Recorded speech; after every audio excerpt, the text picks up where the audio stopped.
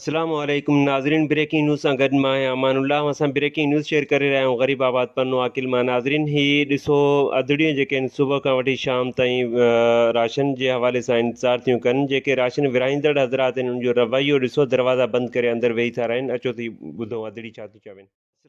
हिकड़न खे ॾे था, हिकड़न खे नथा ॾियनि। पुटरा साडी संभार करो। गरीबन के केर भी कोने थोड़े असा सब रूली रूली रूली ऐसे जरे थी गया। नथा खोलन भी नथा बाबा, नथा खोलन।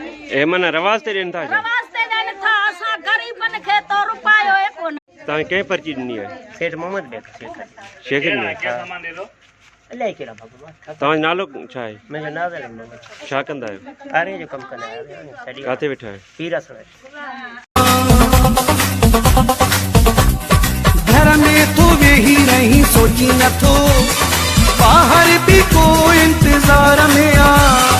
जंहिंखे तो मोकिलिया मोटी थो चए, साईं अञा सीकार में आ। जी नाज़रीन, तव्हां हिननि जूं ॻाल्हियूं ॿुधियूं। इंतिज़ामिया ऐं सरहंदी वारनि खे घुरिजे त उहे सुहिणे नमूने ते ॾियनि। जंहिंखे बि जेतिरो ॾियो त इज़त सां ॾियो, बाक़ी ॿियनि खे जवाबु ॾेई छॾियो। दरवाज़ा बंदि करणु सुठी ॻाल्हि न आहे। मूंखे ॾींदा इजाज़त अल्लाह निगहबान, अल्लाह वाई। नाज़रीन, हाणे हलूं था पन्नो आकिल, जिते असांखे अब्दुल हलीम ख़ालदी ब्यूरो चीफ आहे असांजो, उहो असांखे अपडेट करे लॉकडाउन जे हवाले सां। जी अब्दुल हलीम, कहिड़ा अपडेट आहिनि वटि? नाज़रीन जी अमाला, लॉकडाउन सां हवाले सां तव्हांखे ॿुधाईंदो हलां त पन्नो आकिल में मुकमल शहर बंदि रहियो ऐं शहरी दस्तकार इलाज अस्पताल में नज़र आया।